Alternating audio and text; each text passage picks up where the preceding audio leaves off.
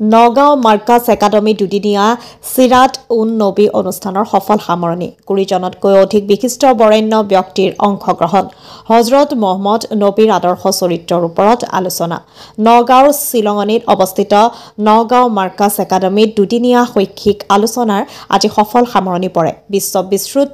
চিৰাত উন নবী অনুষ্ঠানৰ মুকলি সভাত মুখ্য অতিথি হিচাপে ভাষণ দি নগাঁও বিশ্ববিদ্যালয়ৰ অৱসৰপ্ৰাপ্ত আৰবী বিভাগৰ মুৰব্বী অধ্যাপক মৌলানা আব্দুল বাদিনে কয় বিশ্বৰ মানৱ জাতিৰ কল্যাণৰ বাবে আল্লাহ পাকে হজৰত মহম্মদক পৃথিৱীলৈ প্ৰেৰণ কৰিছিল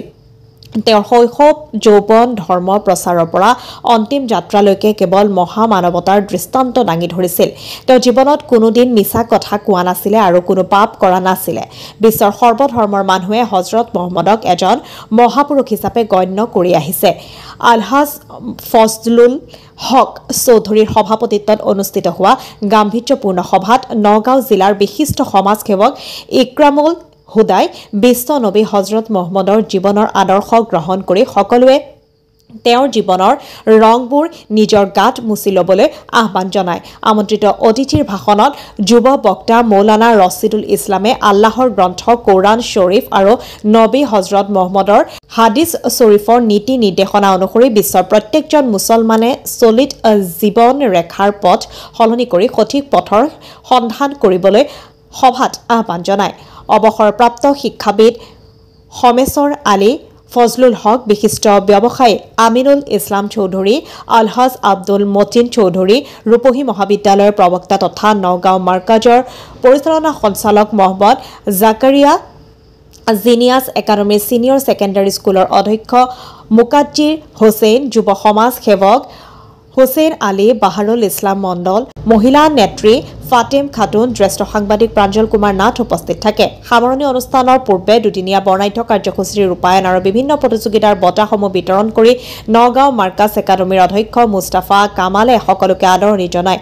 দুয়োদিনাৰ কাৰ্যসূচীৰ আৰম্ভণিতে মৰমৰ শিল্পী জুবিন গাৰ্গক শ্ৰদ্ধাঞ্জলি জ্ঞাপন কৰাৰ লগতে মায়াবিনী গীতেৰে অনুষ্ঠানৰ শুভাৰম্ভ কৰি সকলোৰে দৃষ্টি আকৰ্ষণ কৰিবলৈ সক্ষম হয় নগাঁৱৰ পৰা মুজাম্মেল খানৰ ৰিপৰ্ট নিভাজ অসম লাইভ শ্বিলঙত যি অৱস্থিত আফগানী শিক্ষানুষ্ঠান মাৰ্কাছ একাডেমী বিগত বৰ্ষসমূহত এইবাৰো দুদিনীয়াকৈ আজি চিৰাতুন নবী অনুষ্ঠিত কৰিছে কি ক'ব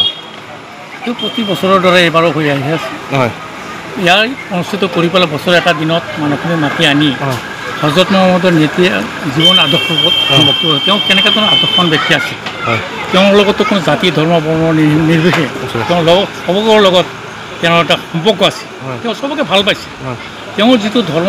কোনো কথা কোৱা নাই এনেকুৱা কথা কোৱা নাই আন কাৰোবাক ঘীন কৰিবৰ কাৰণে চবৰ লগতে মিল মিলে থাকিব কৈছে চবৰ লগতে নিজৰ বুলি ভাবিব দিছে হিংসাটোৱে আমাৰ পৰম ধৰ্ম হজৰত মহম্মদৰ প্ৰথম কথাটোৱে আছিল হিংসাই হ'লেও পৰম সমাজ ধ্বংস কৰাৰ মূল কাৰণ হিংসা থাকিলে কোনো জাতি ধৰ্ম আগুৱাই যাব নোৱাৰে অহিংসাটোৱে হ'লে মেইন বস্তু আমি যেতিয়া আমাৰ যে হিংসাবাদ নাথাকিব তেতিয়া আমি সমাজ আগুৱাই লৈ যোৱাৰ কাৰণে আমাৰ কাৰণে সুফল হ'ব বুলি আমি আৰু এইটো হয় মাৰ্কাছ একাডেমীয়ে শিক্ষাৰ লগতে আজি আধ্যাত্মিক ধৰ্মীয় শিক্ষা যদি ছাত্ৰ ছাত্ৰী আগুৱাই নিছে কি ক'ব শিক্ষা চাওক শিক্ষাটো আৰু শিক্ষা ধৰ্মীয় আৰু জেনেৰেল দুয়োটাই শিক্ষাই সদায় মানুহৰ সমাজ ব্যৱস্থা আগুৱাই লৈ যায় দুৰ্নীতিৰ পৰা তেওঁলোকে মুক্তি পায়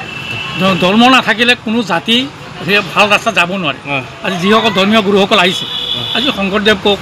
আজি শ্ৰীকৃষ্ণই কওক আজি ৰামায়ণই কওক মহাভাৰতে যিবিলাক কথা কৈছে তাকো কোনো ধৰণৰ হেৰি কথা কোৱা চব ভাল কথা কৈ গৈছে চবলৈকে উপদেশ দি গৈছে যে শিক্ষা নহ'লে কোনো জাতি জীয়াই থাকিব নোৱাৰে শিক্ষা অবিহনে কোনো দেশ আগুৱাই যাব নোৱাৰে গতিকে শিক্ষা হ'লে জাতিৰ মেৰুদণ্ড দেশৰ মেৰুদণ্ড শিক্ষা দেশত লাগিবই শিক্ষা সদায় আগুৱাই যাব লাগিব তেতিয়া সমাজ ব্যৱস্থা উন্নত হ'ব ধন্যবাদ I'm an assistant teacher of Markaz Academy Nagaon. Here we have celebrated Siratun Nabi program. It was a program of 2 days and we have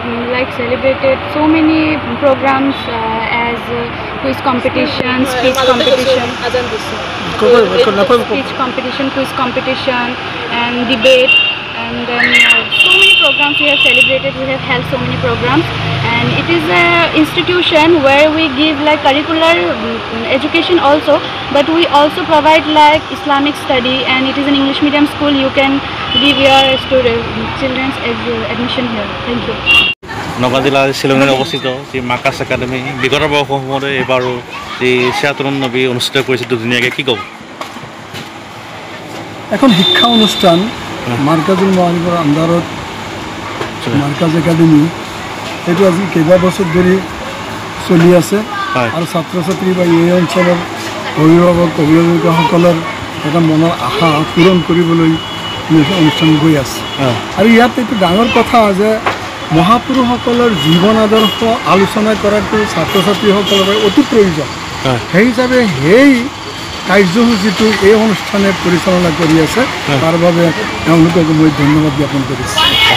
আৰু যিটো আজি অনুষ্ঠান অনুষ্ঠিত কৰিছে বিভিন্ন বক্তাহঁতে ভাষণ প্ৰদান কৰিছে আপুনি নিৰ্দিষ্ট বক্তা হিচাপে উপস্থিত আছে বহুতখিনি কথা আপুনি কৈছে বক্তা হিচাপে কি ক'ব বক্তাসকলৰ আহ্বান কৰে বিভিন্ন কথাৰ আপোনাৰ মহাপুৰুষসকলৰ কথা উদ্ধৃতি বা নীতি শিক্ষা ধৰ্মীয় গ্ৰন্থ ইত্যাদি মহাপুৰুষৰ কথাবোৰ উদ্ধৃতি কিছুমান কথা যাতে কথা কয় আৰু সেই হিচাপে যাতে ছাত্ৰ ছাত্ৰীসকল উপকৃত হয় নিজৰ জীৱন যাতে সুস্থভাৱে গঢ়ি তুলিব পাৰে তাৰ বাবে এই অনুষ্ঠান আৰু এই বক্তাসকলৰ আচল উদ্দেশ্য থাকে আপুনি আজি গুৰুত্বপূৰ্ণ কথা এটা কৈছে বৰ্তমান সময়ত ড্ৰাগছে পল গাঁৱত পৰিছে আৰু যি যুৱ প্ৰজন্ম ধ্বংসমুখলৈ ঠেলিছে সকলোকে এটা আপুনি এটা কথা কৈছে কি ক'ব এই এটা মানে সাংঘাতিক সামাজিক ব্যাধি যেনেধৰণে এজন মানুহক মহা ৰোগে আক্ৰান্ত কৰিলে তাৰ বচাৰ যেনেকৈ মানে ইচ্ছা মানে আকাংক্ষা অহা নাথাকে ঠিক তেনেধৰণে সেইজন এটা বেমাৰ বা ৰোগ এটা এজন ব্যক্তিক ধ্বংস কৰে কিন্তু ড্ৰাগছ যিটো ব্যাধি এই ব্যাধিটোৱে সমাজ ধ্বংস কৰে পৰিয়ালটো ধ্বংস কৰেই তাৰপিছত এই সমাজটো ধ্বংস কৰে গতিকে এই ব্যাধিটো কেনেকৈ আমাৰ সমাজৰ পৰা আঁতৰাব পাৰি সকলো ধৰণৰ শিক্ষিত আৰু সচেষ্ট জ্ঞানী মুৰব্বী যুৱকসকলে মিলি ইয়াৰ প্ৰতিকাৰ কৰাৰ কাৰণে আমাৰ সচেষ্ট হোৱাৰ চেষ্টা কৰা অতি প্ৰয়োজন হৈ পৰিছে ধন্যবাদ